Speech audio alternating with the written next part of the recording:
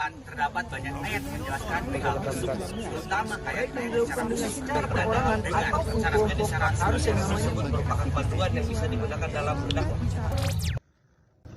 Allah Subhanahu wa taala berfirman dalam Al-Qur'an, A'udzu billahi minasyaitonir rajim. Bismillahirrahmanirrahim. Ud'u ila sabili rabbika bil hikmati wal mau'izatil hasanah wajadilhum billati hiya ahsan inna rabbaka huwa a'lamu bima dhalla an sabilihi wa huwa a'lamu bil muhtadin. Allah Subhanahu wa taala berfirman dalam Al-Qur'an, Ud'u ila sabili rabbika, serulah manusia kepada jalan Tuhanmu, bil hikmati, dengan hikmah, wal mau'izatil hasanah, dan dengan cara yang baik, wajadilhum billati hiya ahsan, dan berdebatlah dengan mereka dengan cara yang baik.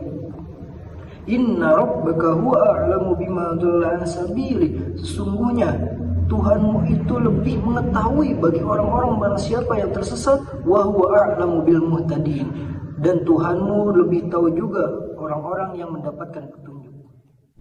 Berdasarkan ayat tersebut, para ulama seperti yang dirangkum oleh Hamid bin Nasir bin Abdul Ar-Rahman Al-Ammar pada tahun 1993 menyatakan bahwa metode dakwah dalam Al-Quran ini ada 3. Yang pertama metode hikmah, yang kedua metode nasihat yang baik, dan yang ketiga metode debat yang terpuji.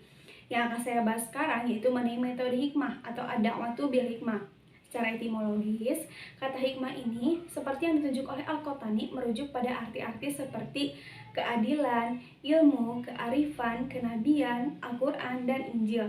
Kata hikmah ini juga dimaknai sebagai suatu pengetahuan tentang keutamaan sesuatu dengan ilmu-ilmu yang mapan. Oleh karena itu, dari kata hikmah ini bisa ditarik kata hakim, yang artinya orang-orang yang memutuskan berbagai perkara dengan ilmu dan pengetahuan. Dengan pengertian lain bahwa hikmah adalah pengukuhan atas kebenaran dengan ilmu dan penalaran. Menurut Umam Sulaiman, dalam berdakwah ada beberapa hal, ada beberapa aspek yang perlu dipertimbangkan. Di antara aspek yang patut dipertimbangkan itu berkaitan dengan varian masyarakat sebagai objek dakwah. Masyarakat terdiri atas beberapa lapisan seperti kalangan cendekiawan, kalangan orang awam, dan ahlul kitab. Oleh karena itu, pilihan metode disesuaikan dengan tingkat atau kelompok sasaran dakwah tersebut. Dalam hal ini adalah metode bil hikmah. Pengertian hikmah sangatlah beragam. Setidaknya terdapat 29 pengertian hikmah dalam konteks bahasa Arab. Namun, pengertian-pengertian tersebut pada dasarnya memiliki kemiripan satu sama lain. Oke, materi yang selanjutnya yaitu tentang metode mau'idhah hasanah atau nasihat yang baik. Secara bahasa, mau'idhah hasanah terdiri dari 2 kata, yaitu mau'idhah dan juga hasanah. Kata mau'idhah sendiri berasal dari kata wa'aza ya'izu wa'zan, izatan yang berarti nasihat, bimbingan, pendidikan, dan juga peringatan. Sementara hasanah merupakan kebalikan dari sayyi'ah yang artinya kebaikan atau lawannya kejelekan. Mau'idhah sendiri dapat diartikan sebagai ungkapan yang mengandung unsur kebimbingan, pendidikan, pengajaran, kisah-kisah, berita gembira, peringatan, pesan-pesan positif, atau wasiat yang bisa dijadikan pedoman dalam kehidupan agar mendapatkan keselamatan di dunia dan juga di akhirat kelak. Secara etimologis, al-mau'idhah berarti nasihat, wejangan atau petunjuk yang bisa menggerakkan hati seseorang agar ia tergerak untuk melakukan hal-hal kebaikan. Dalam Quran Surat An-Nahl ayat 125 menjelaskan tentang metode mujadalah.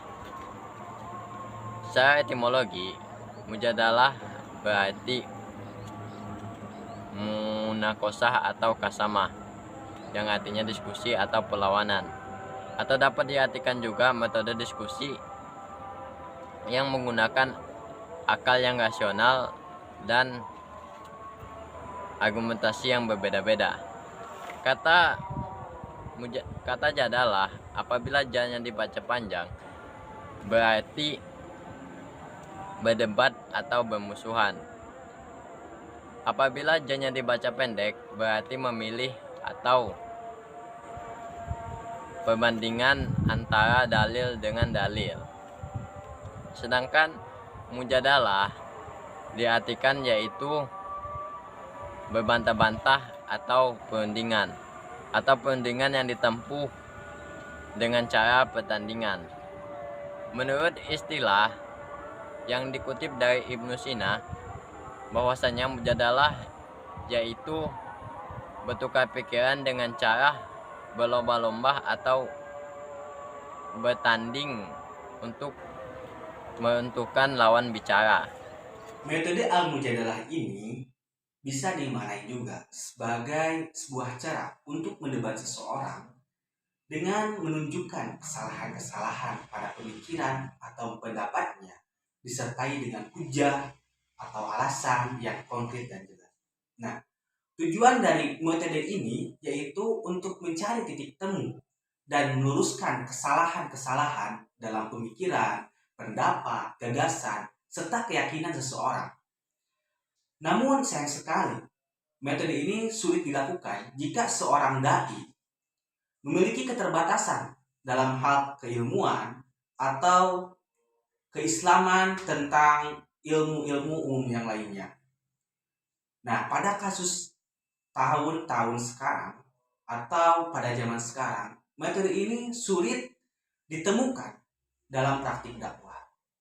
Selanjutnya, apabila dikaji dengan lebih sistematis, media dalam kajian dakwah itu dibedakan atau dikelompokkan menjadi beberapa poin. Yang pertama, yaitu media visual. Media visual yaitu media yang dapat ditangkap dengan indera penglihatan. Contohnya seperti gambar, foto, transparansi, dan lain sebagainya. Kemudian, yang kedua, yaitu media audio. Media audio ini berupa media yang dapat ditangkap dan didengar oleh indera pendengaran. Contohnya seperti radio, kemudian ada tape recorder, dan juga yang lainnya. Yang poin ketiga, ada media audio dan juga visual. Media ini adalah menggabungan antara kedua media, antara visual dan juga audio. Contohnya seperti televisi dan juga video YouTube. Terakhir, poin terakhir yaitu media cetak. Media cetak ini berupa lembaran-lembaran, kemudian surat menyurat, contohnya seperti majalah, buletin, koran, dan juga lain sebagainya. Masih banyak lagi. Oke.